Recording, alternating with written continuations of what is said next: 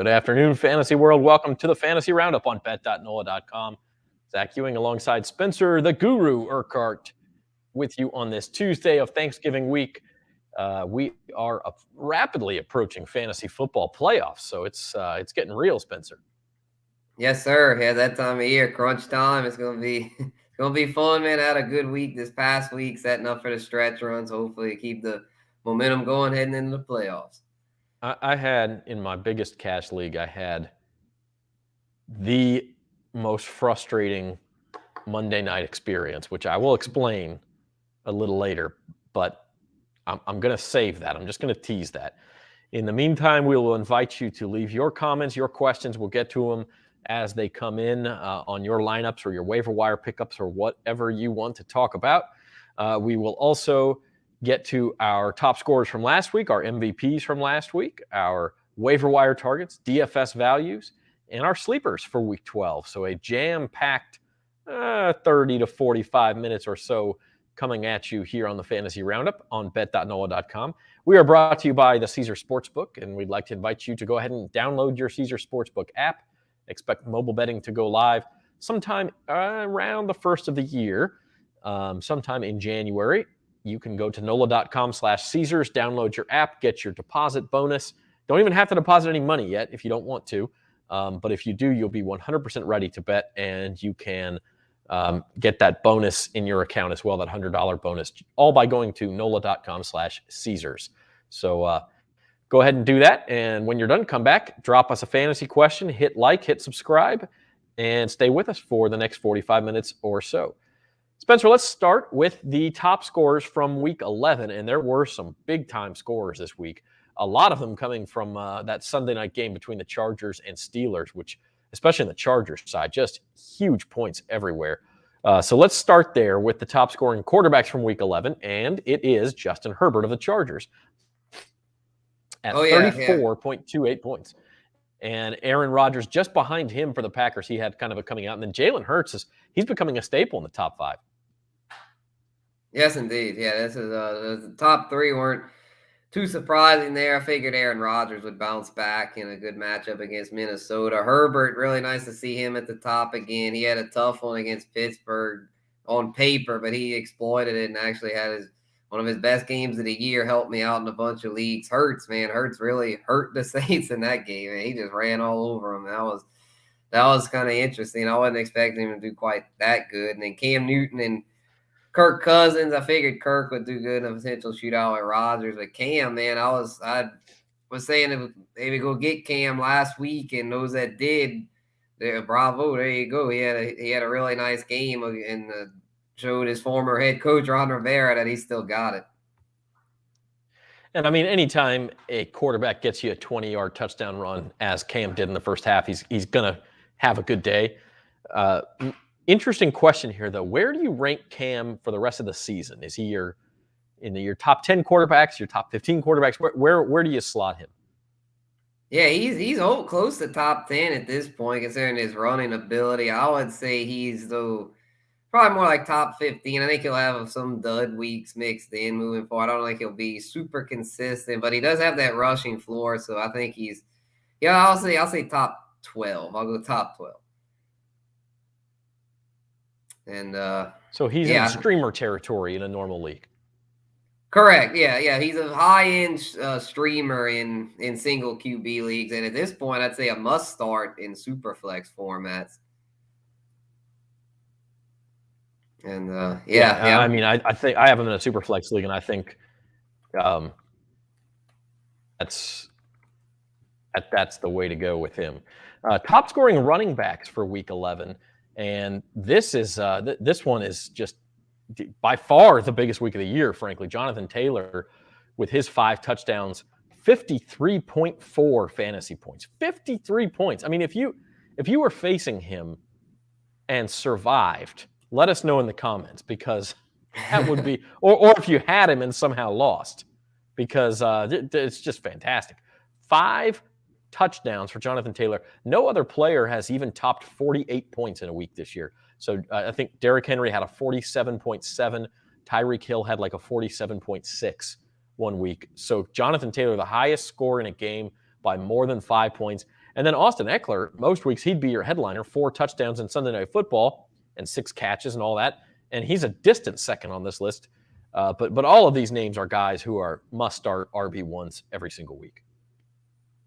Yeah, most definitely. Yeah, this was a really nice week for running backs. A lot of workhorses proved their worth and did their thing, showing that it's essential to still take running backs early. You got to have those anchor workhorses. CMC getting his season back on track. DeAndre Swift, Joe Mixon been pretty consistent this year. Man, Eckler, what a game! He was giving Taylor a run for his money. He's got 4 touchdowns, but Taylor was just astronomical there, 53.4. Like you said, Zach, the top scorer of the year. I mean, just incredible, man. I had him in a league in which I scored over 200 points for the week. So, yeah, big ups to JT, man. That dude is a machine. Yeah, I mean, I think if you were facing Taylor, probably the only way you won is if you had a couple of these other guys. You had Eckler and Mixon, or you had the guy we're about to talk about next, Justin Jefferson and Joe Mixon, or something like that. I mean, that was your only hope. The top-scoring wide receiver was indeed LSU product Justin Jefferson of the Vikings. A big week of 37.2. Devontae Adams. A couple of surprises on this list, though, with Elijah Moore, who's been getting more and more target share and has done really good things with it. And then Darnell Mooney of the Bears also. Right. Yeah, good to see Elijah Moore keeping this up. He had a really good week a couple weeks back, and he's showing that even though he's a Jet, he can produce. He's been doing good things. He's coming from that Ole Miss tree of wideouts. So DK Metcalf and A.J. Brown both said this kid's special. He's the real deal. And sure enough, he's proven that. And then Deontay, just a target hog, great for fantasy. Mooney, another nice one. He took advantage of Allen Robinson being out of the lineup. And Andy Dalton looking like it was going to suit up Thursday. I think having Dalton more of a pocket passer is actually good news for Mooney. And then the top 2 just studs, man. Jefferson and Adams, money in the bank. We're going to talk about waiver wire targets here in a minute, but is Mooney a guy you're looking at this week if he's out on the wire? Oh, most definitely. Yes, sir. Yeah, I'm pretty sure he's picked up in most leagues. I know he's gone in pretty much all mine, but yeah, if he's still floating, go get him. I think he's available in one of my leagues is why I said that, and I put a bid in for him already. And so there are a few out there. He's probably, 50 to 60% ownership, but that means there's probably, there's 40 to 50% of leagues where he is available. And some of those are your 6-team leagues and 8-team leagues, but some of them are also, at least a few of them, your more traditional leagues. So moving on to tight ends, another old name at the top of the list, Zach Ertz of the Cardinals with a couple of touchdown catches. And then Kelsey and Waller do what they do. Mark Andrews does what he does. And then Adam Troutman of the Saints, really the only Saint who had a good day on Sunday, except that he didn't have a good day because he had the high ankle sprain at the end and is out 4 to 6 weeks, or basically probably the rest of the year. Yeah, that's a shame for Troutman, man. He was really doing his thing in this. He made some great catches and then got hurt there. Just tough to watch. It just fits the theme of the Saints. Just can't catch a break. Basically, like the 49ers from last year, everybody on offense seems to get hurt. It's just tough, the top 3, no surprises, but Zach Ertz at the top, that surprised me. I was not expecting that at all. The backup quarterback and Colt McCoy really leaned on his tight end though. Here, Zach Ertz had a huge game, and that just kind of came out of left field. He had been just a low end tight end 1, but he shows that he's still got a little juice left. Yeah, and in fact, I was just checking the Saints injury report just came out a couple of minutes ago, and you mentioned Adam Troutman not on the injury report, which means he's apparently been put on IR and still did not practice. Alvin Kamara did not practice for the Saints today, so not looking good for him for Thursday. He has one more chance to get out on the practice field tomorrow, perhaps. I really, when it first came out, it looked like a short-term thing, like, oh, hey, he might miss the Tennessee game, but he'll be back. But now we're going on possibly 3 weeks with no Alvin Kamara for this offense, and we see what it does to him. Yeah, they tried to play it coy close to the vest, not really say what it was, but from what I heard, it's an MCL sprain, and that can be kind of super serious, but it's a week-to-week injury, and now we're seeing that. Yeah, it's not something that's just going to heal up super quick. It's an injury that takes time to heal, and it just goes to show, Kamara, he's great and all, but I don't know, is he that true workhorse? I'm not sure. Like, he doesn't see. Although even Derrick Henry got hurt this year. It's just it's just when you handle that big of a workload that he's asked to handle, it's just, I mean, we see it with Christian McCaffrey. When guys get asked to handle that many carries, a lot of times it leads to injury, unfortunately. Yeah, I mean, it's just like gambling on the NFL or college football for that matter. In fantasy football, there are no sure things. Just like Derrick Henry seems like the surest of the sure, and he got hurt. I guess except for Tom Brady, he seems to never get hurt, at least not since the torn ACL back in 08 it was, or 09. Yeah. Yeah. So that's about all for him. Hey, you're watching the Fantasy Roundup on bet.nola.com, brought to you by Caesar Sportsbook. That is Spencer the Guru. I'm Zach Ewing, and we are here with you for another 30 minutes or so. Drop us your questions in the comments. Give us a like, subscribe to the page, and we will get to your comments as we go. Our fantasy stars for Week 11. Spencer, it's funny. We talk about Jonathan Taylor having the week of all weeks, and neither one of us picked Jonathan Taylor as our star. I guess it just went without saying that he was so great. We went elsewhere. Right. Yeah. I mean, I picked him before, I'm pretty sure. So I was just like, I mean, yeah, he would have been well worthy again. But I wanted to show someone else some love here. And that was Justin Jefferson, who was actually on that team that I mentioned earlier with Taylor. I had both of them that scored over 200 points. So I wanted to give Jets his due, because he had almost as good of a day there. 8 for 169 and 2 tutties. I mean, he is so talented. It's amazing. Like, I mean, with LSU, everyone was so enamored with Jamar Chase that we kind of forget that Justin Jefferson was also such an integral piece to that national championship team. And he's showing that was just, yeah, there was some elite guys, elite talents, and just love to see it. Love to see it. I wish I had more shares. You look back at the skill position players on that 2019 LSU team: Joe Burrow, Clyde Edwards-Helaire, Justin Jefferson, Jamar Chase, Terrace Marshall. I mean, it just on and on and on and on. It's just an amazing collection of talent. No wonder they went on to win a national championship pretty much with ease.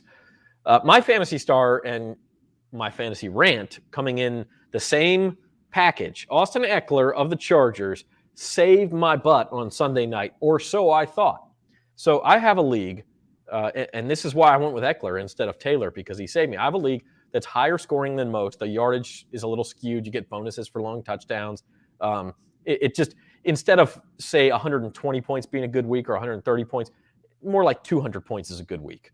200 points will usually win it for you, but not always. So that's sort of the scale we're working with. Well, I was down by 35 points with Eckler to go, and my opponent had the Bucs defense. So I need a huge game out of Eckler. But scoring 35 points in this league is not totally out of the question like it is in most leagues where you need the best week of the year. It's possible. So Eckler goes out, does his thing, 4 touchdowns, 6 catches, 115 total yards. Just amazing, 41 points in a PPR league. In my league, it was worth 56 points. Okay, so I go from down 35, do the math, to up 21. I'm up actually 221 to exactly 200. And all I've got to do is fade the Bucs defense on Monday night. And of course, it's a good matchup for the Bucs, right? So it's possible that I could get run down, but not totally likely. I'm thinking as long as they don't get a touchdown, I'm probably okay. We do have bonuses for holding teams under 200 yards passing or 100 yards rushing, and shutout bonuses and all that. But it's not too easy to score with defense. So anyway, Bucs have 2 points at halftime that they only got on a late fumble recovery. So they have 2 points. Then they get a couple of picks in the third quarter, early fourth quarter. They got 6 points.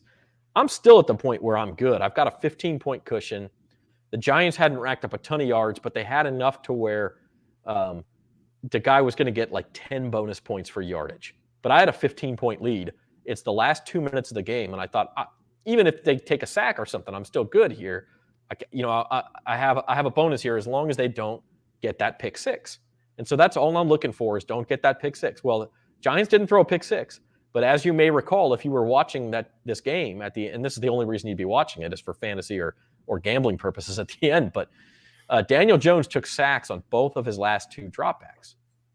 Okay, he didn't fumble or anything. He took 2 sacks, and you think, all right, that's 2 more points, but that's 8 points plus the 10 bonus points, 18 points. You're trying to, you're always doing the math in your head. All right, I win by 3. I survived. That was too closer than I wanted it to be, but I got it. Thank you, Austin Eckler. You are my fantasy star of the week. Well, The 2 sacks, one of them was for an 11-yard loss, which, come on, Daniel Jones, step up in the pocket at least, or something. 11 yards. Next one was for 7 yards. So the Giants lost 18 yards in the NFL. Sack yards count as yards passing. So the Giants go from 167 yards to exactly 149 yards passing. And that is another tier for us. You get 3 bonus points for giving up less than 200 yards passing. You get 6 bonus points for giving up less than 150. So by that 1 yard, my opponent gets 3 more bonus points, and we tied. Like, oh my God. How do you know? And in this league, there's no tiebreaker. I would have won the tiebreaker. No matter what it would have been. I had the highest score. I had the highest bench score. I had the most bench points. Any tie, I still would have won, except for in this league, we just call them ties and move on. So you talk about snatching a tie from the jaws of victory. It was just. Oh my goodness. I mean, I stormed around my house for like 15 minutes, and my wife is like, "Will you get over it?" And I'm like, "No, I'm not going to get over it. Not until I can rant about it, at least." Right, yeah, those stink, man. I've been there, especially in the playoffs. Oh my gosh, I've had some heartbreakers, man. Especially with this team defenses, man. I'm almost to the point where I don't just assume play with individual defensive players. Team defenses are so frustrating. They can end up, if they help you, it's like cool, but if they hurt you, it's like a stupid defense. It's like a kicker. It's like, oh, yeah. Why? Well, and the worst part about it is defenses, you can't, like most players, you can kind of keep track of how many points they're getting as you go. Defenses, especially when you start getting into yardage totals and stuff, you can't always, unless you literally have the box score open in front of you. And so I thought I had won. And then, 5 minutes after the game ends, I just go check the app to make sure, and showing a tie. And what the hell happened? What happened? And so then I go to check the box score. Oh, he got 6 points for yards. No. They had more than 150 yards passing. Go back and check. They lost 18 yards on the 2 sacks. And I mean, again, it's the regular season. I might still be okay, but I have the 3rd most points in that league, and I'm now 4-6-1. Where if you're 5-6, you still have a chance to make it. Now at 4-6-1, I pretty much am probably gonna have to run the table now to make the playoffs. So it's fantasy football. Sometimes it's just not very fun. Yeah, thankfully I've had more triumphs than defeats this year. I'm having a pretty nice year. I just hope I can carry it into the playoffs, because I've been one year where I made the playoffs, I think, in 8 out of 9 leagues, but only won 1 championship because the playoffs just did not treat me well. But hopefully this will be one where I can carry over. Last year I didn't make the playoffs in as many leagues. I missed it in like 3 or 4 leagues, but I made it in like 8 leagues, and I ended up winning 3 ships. So I'll probably prefer that, because then you got more money, more championships. That's right. Yeah, you always want the championships, but the only way you get them is get in the playoffs and give yourself a chance. I actually get less mad about. Well, I shouldn't say that. The playoff defeats are brutal, but once all you can do is get there. That's a good point. And that's what this is all about at this stage. We're going into week 12. There's an extra week now. In most leagues, the playoffs are now weeks 15, 16, and 17 instead of 14, 15, 16. And so that means week 14 is now the last week of the regular season. It means we have 3 weeks left.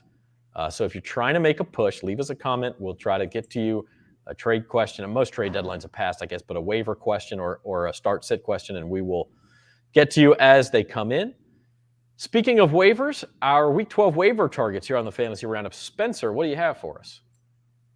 All right, yeah, I mean, there wasn't a whole lot on the waiver wire this week, especially for our requirement of being under 30% owned. There just was not much there. So to start off, quarterback, we got Taylor Heineke, I think, has a chance to carry over his momentum. He's been playing pretty well lately. Against the Seahawks on Monday night, who just seem like they're just in a complete tailspin right now. They don't know what they're doing. So I'm thinking Heineke could do well again. Tevin Coleman at running back, Michael Carter out the next few weeks with an ankle sprain, I believe. So Coleman, just by default, could get some looks. I'm not super excited about it by any means, but he'll be the primary back there, they're thinking. So I would maybe give him a shot if you're desperate at running back. And then Des Fitzpatrick, this one I think super intriguing. He's always in basically no leagues. I don't know if that's zero. It might be like 0.001 or something. I'm sure some deep dynasty owner has him out there. But for redraft purposes, he's just floating. He's there. Had a nice week this week.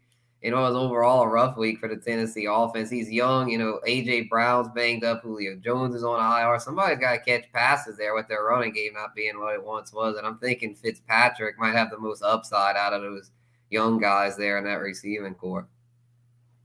Yeah, it's interesting you picked Tevin Coleman there, and I think let's dive into that just for a minute, because one of my waiver wire targets is Ty Johnson of the Jets, who, with Michael Carter out, Ty Johnson tends to get most of the targets, or at least that's how it's been. Why do you prefer Coleman to Ty Johnson? I guess because with Coleman, it has has a more stable floor for touches and the red zone. Not that the Jets get in the red zone a whole lot, but with Joe Flacco, they were moving the ball at least. So I'm thinking if Coleman he can probably see like 12 to 15 carries, might see a couple targets. If he finds the end zone, that's a decent day. I mean, that's a kind of performance you could put in your flex and not feel too bad about it. Yeah, I mean, I think that's right. I think Coleman has a higher floor. My waiver wire targets, Ty Johnson is at the top of the list. He is, to me, his floor is still pretty high in a PPR format, because he's going to get those 3 to 4 catches every week where, 3 or 4 catches, okay, even if they only total 15 yards, you've got 5.5 points right there, plus whatever rushing he does. And you're, like you say, he's not going to hit it big most likely unless you get that touchdown, but you're in pretty good shape at 6 or 7 points. So the rest of my waiver wire targets, I like Rondale Moore of the Cardinals. He's still floating out there in too many leagues for me. He's a talented guy. He had 11 catches on Sunday against the Seahawks, and part of that is Colt McCoy's the quarterback, and he's just kind of dinking and dunking, and Rondale Moore's the guy. But clearly the Cardinals want to get the ball in his hands. He didn't really bust any. He had a weird line. It was like 11 catches for 40 yards or something like that. But, he's talented enough to where if he gets the ball 6-7 times a game, he is going to bust something at some point. And so you want him in your lineup when that happens. And then my other one's Cedric Wilson. This is more of a streaming option, but I may actually pick him up in a couple of leagues, or try to, just because I need receivers because of some injuries. I have Amari Cooper in one league. He's going to be out Thursday with COVID. And then CeeDee Lamb is also hurting out. And so the Cowboys' top 2 wideouts are out. Somebody's got to get the ball in what figures to be a pretty high-scoring game Thursday afternoon against the Raiders. Cedric Wilson, he had a couple drops in the second half against the Chiefs, didn't show up real well. But to me, somebody's got to get those targets.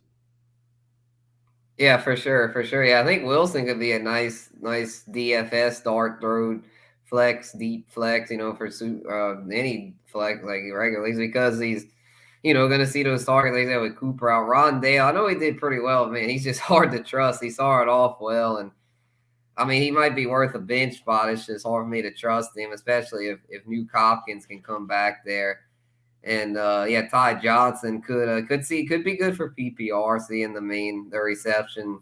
I don't know. Rondale Moore he burned me early. It's hard for me to go back.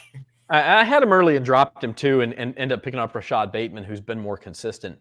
But I really think in deeper leagues, both of them ought to be owned. So if Rondale Moore is out there and you need some receiver help or some depth, or just as a throw in case you have an injury problem or a COVID problem, I mean, he's a guy that I would go after for sure. This is the Fantasy Roundup on bet.nola.com. We're going to turn our attention to DFS. The way this week works is you have 2 different main DFS slates on DraftKings or FanDuel or SuperDraft or whatever it is that you play.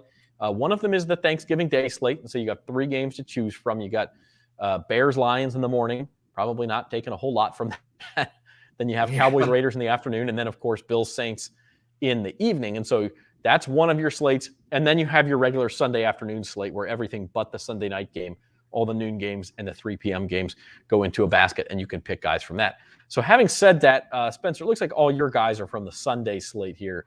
But tell us, so really some extreme values you have here. I mean, none of these guys above 5,500. Right. Yeah, I tried to, and I was looking at it, like, yeah, let me find some deep dive values here. Since my last week, I kind of missed on the Joe Burrow. I was thinking they just ran all over the Raiders. That was kind of surprising, but so I was like, I'm gonna try to find some deep values here that could really pop off, and if they do, it could win you some weeks. I'll start with this Broncos stack I got here. I think Teddy Bridgewater and Jerry Jeudy profiles a really nice stack against the Chargers, being that they'll, one, be playing from behind most likely, and two, the Chargers pass defense really got exposed on Sunday night. Big Ben, of all people, was able to mount a big comeback. I know the Chargers held them off, but dang, if it wasn't for Herbert's big night, they probably would have blown that game. And I mean, we had a Big Ben. I mean, he's nothing special. So that's encouraging to me for Bridgewater. I think he'll have a nice bounce back. Him and Judy should do really well. Miles Sanders, I like it, running back. He's should be the primary back again. You know, Jordan Howard likely out, so that should get him even more opportunities going against, I believe, the Giants, who are just they stink. So, and then Dan Arnold at tight end. I put Arnold here. A lot of people are probably mad at him after last week's goose egg, but a lot of times guys bounce back after a goose egg. I wouldn't expect another bad one. He gets Atlanta this week, so that should be a nice get right spot. Yeah, I still like Dan Arnold. I mean, listen, if you're going down below tight end 8, tight end 9, you're going to have inconsistency. I mean, sometimes these guys are just not going to do real well. Even up at tight end 5, tight end 6, like Kyle Pitts has been real inconsistent. You know, obviously you're starting him most weeks, but you can't count on him to score 12, 15 points like you can the Kelce's and Wallers and Mark Andrews. I mean, those are the guys who you can count on. But other than that, you're really just kind of looking for value in this situation. Yes, indeed. And we just had some breaking news come in. Okay, hit us with it. Oh, Adrian Peterson released by the Titans with Hilliard. Hilliard took his spot on the active roster. Dontrell Hilliard, the running back that did pretty well for him last week. So the AP run did not last. That was those that spent their fab on him. Well, you whiffed. And I got burned a little bit. I picked up Deonta Foreman and had to start him because Cordero Patterson was hurt. And this was ended up in the tie. And Deonta Foreman really didn't get the ball much. And I was a little surprised how much Adrian Peterson got it. And then Dontrell Hilliard out of Tulane got the ball a lot. Moving forward, you know, assuming Derrick Henry will not be back until the NFL playoffs, for the rest of the fantasy season and fantasy playoffs, which Titans running back do you prefer if you have to go that route? Obviously, you avoid it if you can.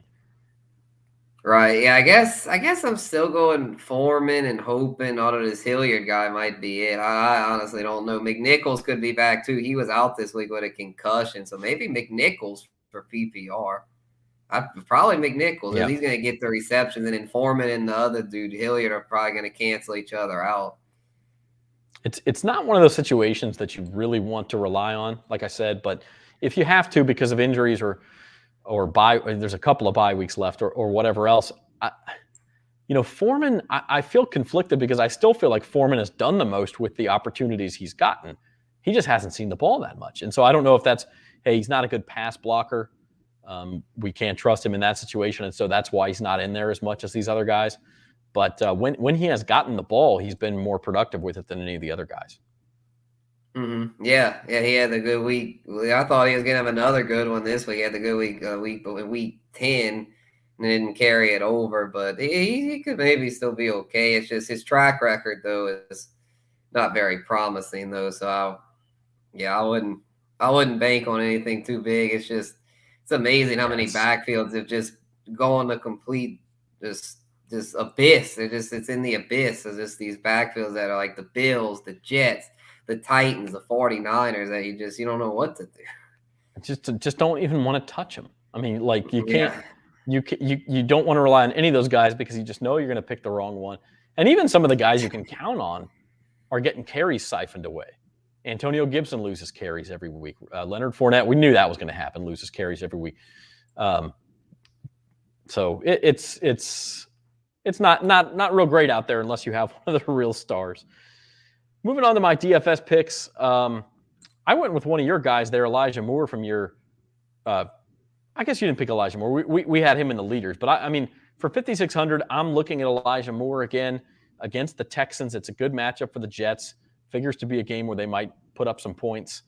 And then I have a Patriots stack, Mac Jones and Hunter Henry, both facing the Titans. The Titans have been filleted by tight ends this year more often than not. And so you can get that combo for less than 10,000 at DraftKings. Mac Jones for 5,400, Hunter Henry for 4,500. Henry was one guy who didn't really get in on the act for the Patriots against the Falcons last week, but I do think that there is a possibility there that Mac looks for Hunter Henry more and more against that Titans defense. And then I did pick one from the Thursday slate, and I actually picked him from the Bears-Lions game. David Montgomery seems underpriced to me at $6,000. The Bears will try to run the ball against the Lions, especially if Andy Dalton is playing. I guess really if either guy's playing, it's just Justin Fields may do some of the running himself. But if Dalton is starting, the Bears are going to give the ball to Montgomery a ton, I feel like. And he could really have a big day. He was back from injury last week. He was okay. Didn't have a real big day. But I could see on Thanksgiving morning David Montgomery kind of taking his star turn again. Right. Yeah, he's done well against the Lions before. Super exploitable matchup. Yeah, I think he does well, very much so. The thing with Henry, I mean, he could do well. It's just Jonnu Smith's back. If there was no Jonnu Smith, I'd feel really good about Henry. But it's just with him there, it's kind of, at least Henry's the red zone guy. He's got that going for him. It's just kind of annoying when you got a second tight end in the picture that's plays a lot. Yeah, you talk about the Patriots. You talk about backfields being abysses, and the Patriots have always been like that under Bill Belichick. And now their tight end situation is too. Where you're just like, God, I mean, even their wide receiver situation, you don't know for sure whether it's going to be Jacoby Myers or Kendrick Bourne or like who's getting the ball this week, Bill. And they make it work. I mean, and that's why they do it. You never really know who you can take out of the game. But it just doesn't seem to be great for fantasy. Yep, the Patriot way, not the fantasy way. That's exactly right. Patriots are reality. We care about fantasy. Just once I want somebody to ask Bill Belichick a question about fantasy football, though. Do you care that you're frustrating the fantasy football players, Bill? The stare he would give that person, like, would cut a hole in their head. I mean, like I just want to see it just to see Belichick's reaction to being asked about the impact of his coaching style on fantasy football, because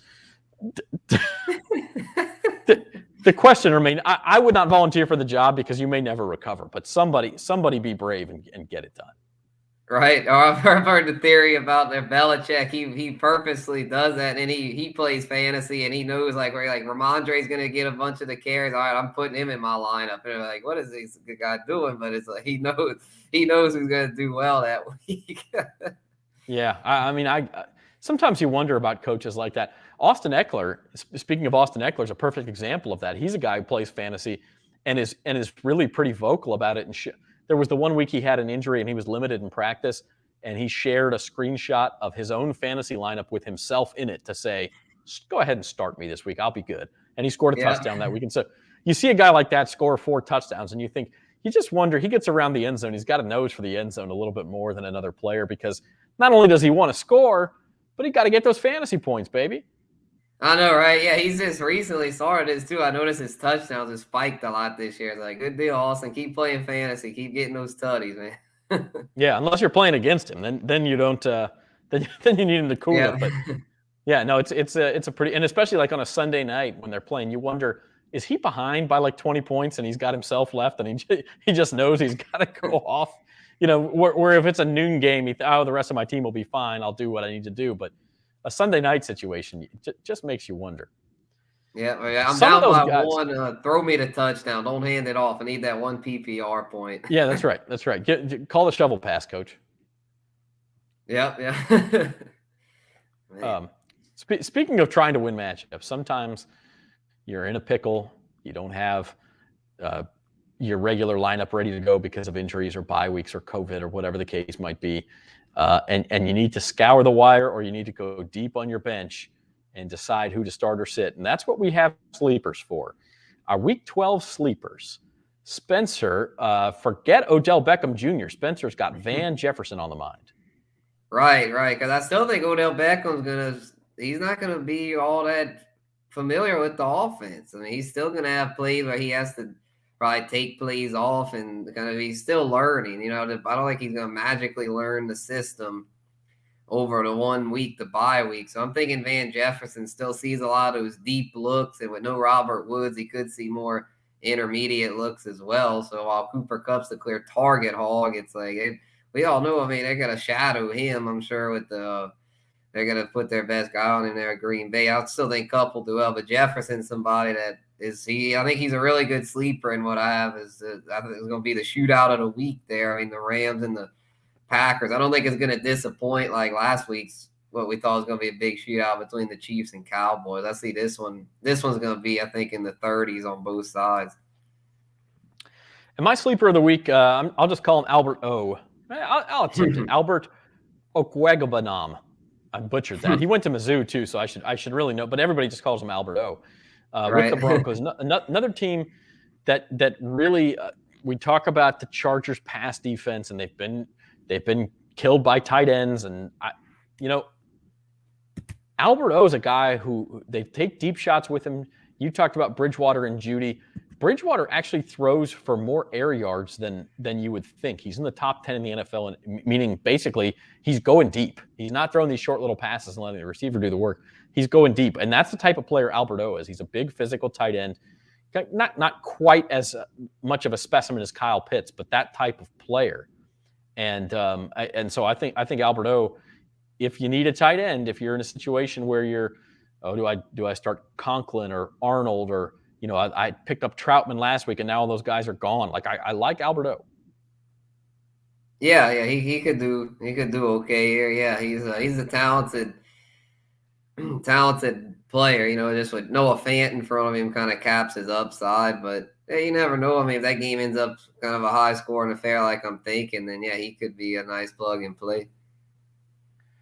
We do have a question here from Michael McKinney on Facebook asking if we have any suggestions for college football, college fantasy football on DraftKings. I got to admit, I've never played DFS college, but I will say just two things DFS that are hugely important anyway. Number one, pay attention to the news, because in college especially, inactives are going to be maybe a little bit harder to find news, right? That somebody's out or somebody else is limited or somebody didn't warm up. And so if you're thinking of playing a player, find the beat writers on Twitter, follow them, see if they are giving updates. If they're not giving updates, then maybe go find a TV station or something like that. I mean, especially the bigger schools, you should be able to find somebody who's updating on those injuries. And then the other thing I would say is, listen, look at the Vegas odds. Look at the over-unders. Look at the teams that are favored. Try to figure out, do the math and say, okay, the over-under on this game is 66. This team's favored by 17. That means Vegas thinks they're going to win somewhere in the neighborhood of 40 to 23 or 41 to 24. So here's a team that's going to score 40 points. Well, they have a running back who gets 80% of their carries. I mean, look at the numbers and do that math and say, well, if they're going to score 40 points in a blowout and a running back gets 80% of their carries, that's a guy you want to have. So to me, it takes more research because you do have more teams, you do have more players out there. But those are two things I would say for fantasy football in general, but especially on the college side, can give you an advantage. Do your research. Find out about injuries, suspensions, that sort of thing. Maybe something the coach said about trying to get a guy the ball more. And then and in college, that can really give you an advantage because not everybody is going to have that information like they do in the NFL. And then the other one, look at those over-unders and spreads and try to figure out who Vegas thinks is going to score the most points. Because if you're looking at New Mexico and San Diego State, not a lot of people are going to realize if San Diego State's got a running back who's going to go off, but Vegas might know, and Devin Jackson might know. He's going to be here Thursday at the book. He's always cleaning up on college football odds. But those would be my pieces of advice. Anything to add to that, Spencer? I think you about covered it because I don't really play college fantasy, so I don't want to make suggestions on certain players. Ohio State's rolling right now. I'll say that. I would consider paying. I'm sure their price high. I would consider paying up for them. Them boys, they're killing it. Yeah, I mean the other thing is DFS is just always about the value, and that's not just dollar value, but it is if this guy's AJ Dillon's a perfect example from the Packers for last week. Great value. But everybody knew he was a great value because he was going to be starting for Green Bay in the Aaron Jones spot. And so he was rostered in like 50% of lineups. And so it doesn't get you as far ahead as you would think in a tournament where you need to have something that somebody else doesn't have to really get ahead. College is a little bit – it's easier to do that from the standpoint of there are more players to choose. it's harder to do that from the standpoint of you've got to know where to look. And that's why I say look for news and look for those Vegas odds. It's not something you want to put together at 10:30 on a Saturday morning. You're not going to have enough time to get the information you need. But if you could do it Friday night, and then just go check Saturday morning to see if those guys are all playing and everything's good to go, that's what I would do. So preparation, research, doubly important in college football. Yes, indeed. Hey, if you've got questions, we're here for a couple more minutes if you want to drop them in the comments. But in the meantime, you can also tag at Spencer the Guru on Twitter or Instagram throughout the week, and Spencer will get to you, answer your question. Any good questions you got this week there, Spencer? Yeah, I do actually on Instagram. I got one from my buddy Louis Santana. Again, he's got one for me about receivers. Who should he start as his WR3 with Amari Cooper out? Chase Claypool, Brandon Ayuk, or Elijah Moore? Claypool, Ayuk, or Moore? I'm thinking Moore there. I like Elijah Moore and the way he's trending right now, but what do you think? Yeah, I'm thinking Moore too. I'd keep riding the momentum. And he's got a pretty good matchup and just been somebody as he's been really dependable with multiple quarterbacks. He's shown he can get it done with multiple guys under center. Just a matchup quarterback proof guy at this point, hard to find. So I would go with him. Claypool, a little hit or miss. Ayuk, a little hit or miss. Give me more. Yeah, that's the thing, is those guys are just not consistent, and none of them are surefire options. Obviously, and that's why you're looking for somebody. But the Jets do have a good matchup. It's not like they're not going to move the ball against Houston at all. And especially with Michael Carter out, he's probably their best weapon right now. So I do like Elijah Moore. Right on. All right. Well, this has been the Fantasy Roundup for Week 12, and we appreciate everybody joining us. That is Spencer the Guru. Spencer, any final thoughts as we go into Thanksgiving week? Oh, man, I would say just, take advantage of those good matchups. I have my matchups column out Thursday morning. Have a couple of the Thursday games highlighted in there. Make sure to check that out, which matchups to target, which ones to avoid, etc. Certain players that could pop out, and this is a stretch run, y'all. Make sure to keep up with the injuries. The injury reports are just so vital these days. It's just way more than usual. So just keep tabs on all that, and we'll keep this train rolling, y'all. Yeah, information makes you the king in fantasy football. That is for sure. And hey, just fair warning, I know it's a holiday. Set the lineups, especially if you got a Bear or a Lion that you're playing, a DeAndre Swift or a David Montgomery, or a Cowboys player, Raiders player. I mean, you got to set those lineups on Thursday, or else you could definitely miss out. One more question from Michael. Online Sportsbook looking like it's going to be the new year before we get that. That's not for certain, but that's what it looks like based on my latest information. Online sportsbooks probably sometime in January. And that's a great segue. Thank you, Michael, because we do want to remind you that our sponsor, Caesars Sportsbook, you can download that sportsbook by going to NOLA.com/Caesars. You can do that now. I know it's a long way to wait for actually betting, but it does allow you to look at the odds anytime. You can actually put money in there. And so then the minute that we get word that it's live and we can bet, you can just open up the app. You've already got it downloaded, and you're going to get a $100 bonus. There may be more bonuses to come when they launch, but you can claim yours right now by going to NOLA.com/Caesars. So we invite you to do that at any time. Help support bet.nola.com. And with that, we'll sign off. Hey, we'll be with you next on Thursday afternoon. At the Book on Thanksgiving. I will be at Harrah's Casino, New Orleans, to preview the Saints-Bills game that night. The Cowboys-Raiders will be going on during the show. We're going to be live at 4 o'clock, and we will, of course, talk about the huge weekend in college football and the NFL as well, but especially a lot of talk about the Saints' desperation game against the Buffalo Bills that night. So we'll see you then at 4 o'clock right on these same social media channels. Until then, for Spencer the Guru, I'm Zach Ewing. We'll see you next time.